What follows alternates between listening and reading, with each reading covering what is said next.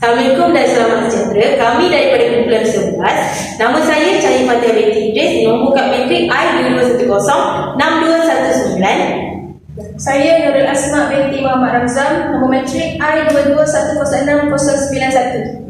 Nama saya Ainul Mardiah binti Kamarul Bahrain, nombor matrik I22106108. Nama saya Nur Adira binti Nordin, 1221067171.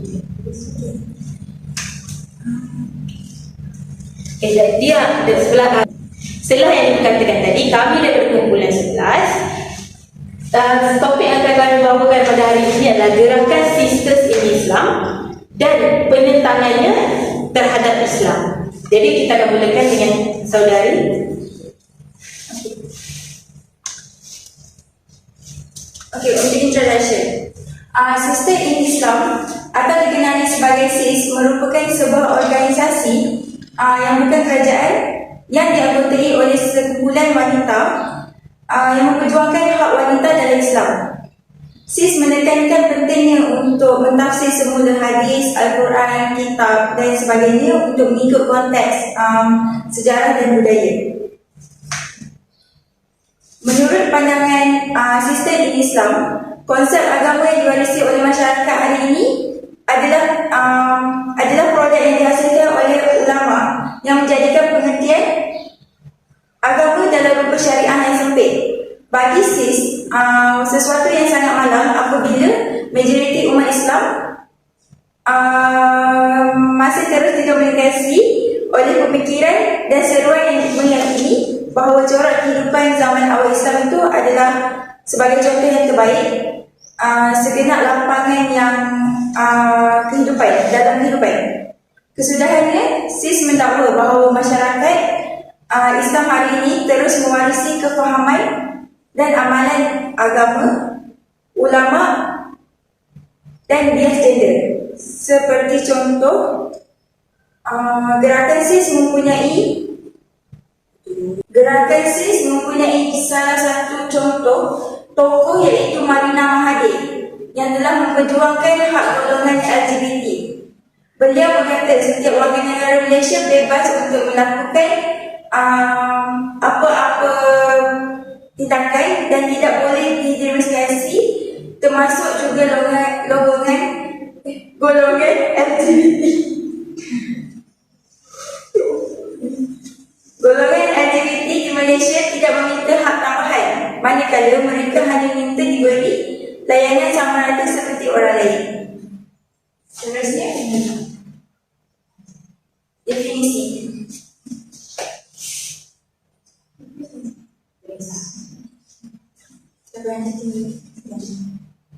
Seterusnya, definisi Sisters in Islam. Islam daripada perspektif SIS. SIS ni memandang Islam itu merupakan sebuah gerakan yang mempunyai dua premis utama yang tersirat di sebalik perubahan Islami, iaitu Islam dan reformasi agama dan juga perjuangan mempertahankan hak-hak kemanusiaan.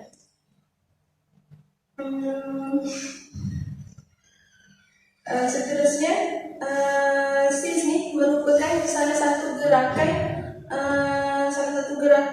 di antara SIS ni merupakan salah satu di antara gerakan feminisme, yang mana gerakan feminisme ni memperjuangkan pembebasan daripada perhambaan wanita.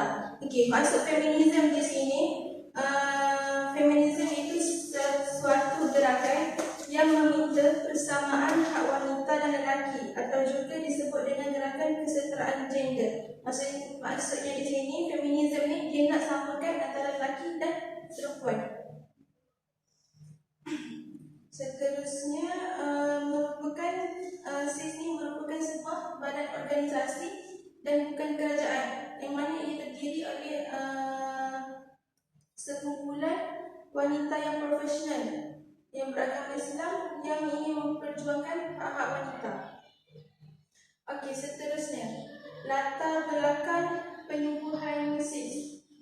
SIS ni bermula daripada perbincangan kumpulan antara kumpulan termasuk Zainal Anwar dengan Marina Mahathir yang ingin menubuhkan satu gerakan bagi menyelesaikan masalah-masalah wanita dan terlibat secara langsung memberi bantuan kepada mangsa krisis kekeluargaan. Dan dia juga mengkaji bidang perundangan, seterusnya idea pengkajian semula Al-Quran. Seterusnya, pada tahun 1993, gerakan ini secara rasminya didaftarkan di bawah nama SIS Forum Malaysia Berhad dan sehingga ini dikenali sebagai Sisters in Islam. Dan yang terakhir, tumpuan SIS ini adalah untuk mencabar undang-undang dan dasar atas nama Islam yang mana dia menganggap Islam ini adalah gerakan yang mana mendiskriminasikan wanita. Sekian.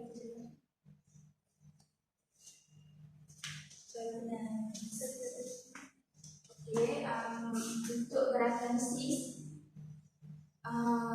SIS dia tak ada prinsip tapi dia ada dasar dia menubuhkan gerakan ini, iaitu pertama dia memperjuangkan hak wanita dan kesetaraan gender. Maksud sini dia nak samaratakan antara hak lelaki dengan perempuan, khususnya dari segi pembahagian harta pusaka. Yang kedua, menentang poligami yang dibenarkan dalam Islam. Mereka kata, mereka mendakwa poligami ini adalah satu perkara yang menzalimi golongan wanita dan tidak berlaku adil dalam perkahwinan. Yang ketiga, menekankan konsep tiada paksaan dalam agama dan aurat wanita. Mereka juga mendakwa bahawa wanita ini diberi kebebasan untuk menutup aurat tanpa ada syarat, ada lapisan dekat. Sebab dia kata Islam ni tiada paksaan dalam agama. Yang keempat, memperjuangkan pengamalan konsep orientasi seksualiti secara bebas. Gerakan SIS adalah salah satu gerakan yang menyokong golongan LGBT untuk mengamalkan cara hidup bebas,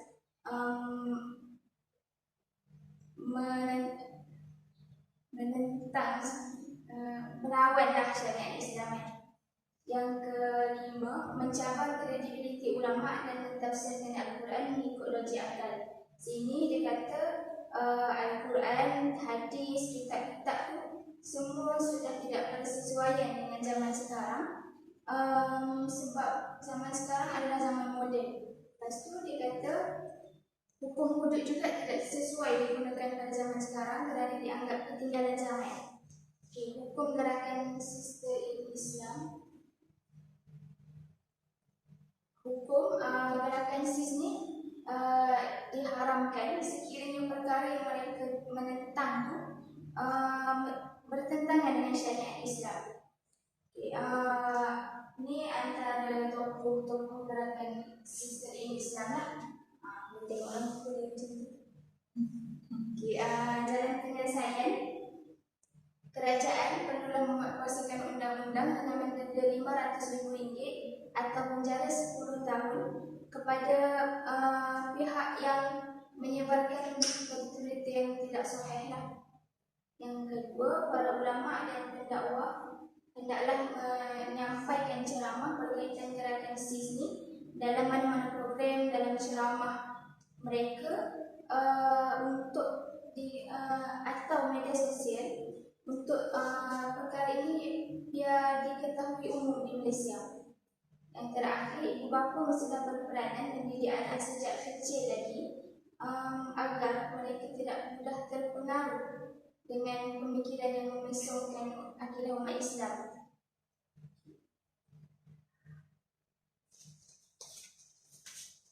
Untuk kesan negatif, gerakan SIS juga mempunyai kesan negatif.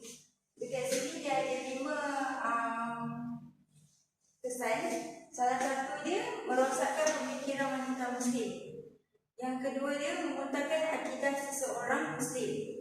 Yang ketiga, merosakkan akhlak seseorang menentang hukum hakam yang diletakkan oleh Allah, menolak semua tafsiran Al-Quran kerana dianggap kuno.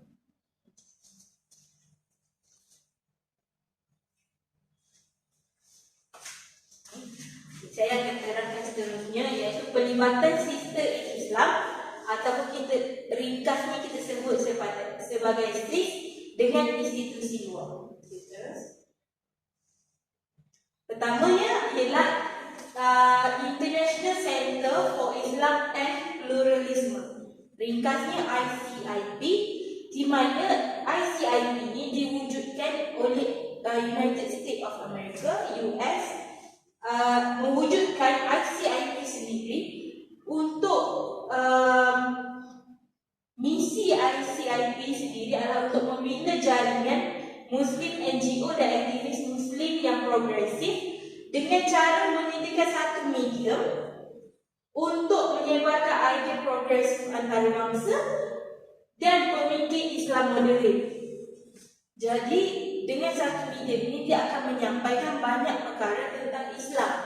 Jadi ICIP sendiri telah banyak mengadakan seminar bengkel-bengkel untuk menyebarkan pahaman tentang Islam, dan demokrasi. Okey, jadi macam yang tadi saudari telah terangkan tentang antara tokoh-tokoh SIS. Jadi salah seorang ICIP sendiri adalah Zainal Anwar, yang mana beliau merupakan pengarah eksekutif SIS. Okey. Yang kedua adalah Friedrich Naumann Stiftung, FNS Stiftung. Okey. Ada dalam website Friedrich sendiri, dia mengatakan bahawa SIS dan juga FNS telah bekerjasama terlalu lama, kerana bagi FNS, SIS ini sangat membela nasib-nasib wanita dan mereka hanya memahukan kebebasan terhadap wanita. Okey, dan SIS hanya memahukan hak kebebasan untuk wanita. Jadi antara isu yang difokuskan oleh SIS dan juga FNS adalah freedom of religion. Jadi SIS mahukan apa kebebasan yang didapat oleh lelaki, perempuan juga dapat. Okey. Ada lagi satu di mana tak ada dalam slide tetapi akan ditambah kemudian, iaitu Global Fund for Women.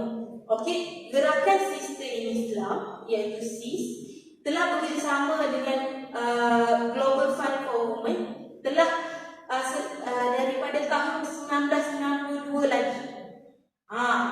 Jadi Global Fund for Women telah nampak betapa apa usaha-usaha gerakan SIS ni untuk menyatakan niat mereka meminta hak wanita. Jadi Global Fund for Women adalah sumber dana terbesar yang diterima oleh SIS.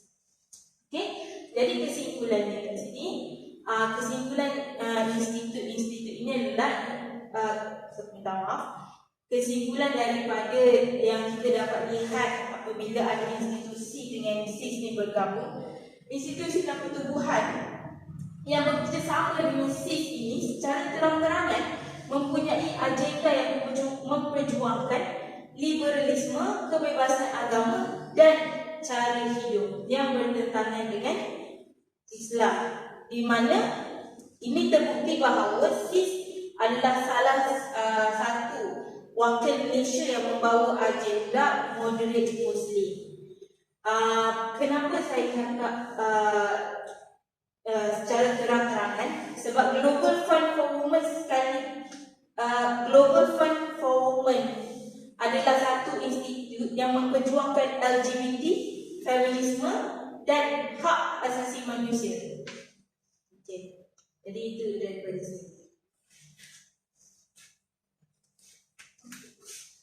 Untuk kesimpulan pula, Sister in Islam ataupun dikenali dikenali sebagai SIS tidak pernah menyebut secara zahir bahawa erti mereka mendukung fahaman Islam terhadap LGBT, iaitu namun demikian tidak bererti bahawa sememangnya bebas daripada pengaruh fahaman luar.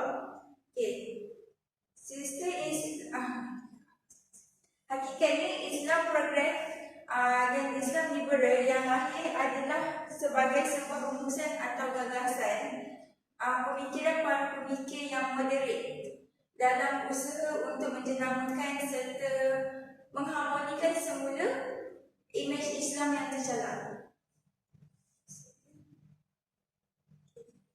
Seterusnya, penubuhan SIS ni dia adalah semata-mata atas rasa tanggungjawab dan prihatin sahaja terhadap nasib yang menimpa mangsa-mangsa perceraian, ketidakadilan bagi suami yang berpoligami, suami yang bermasalah.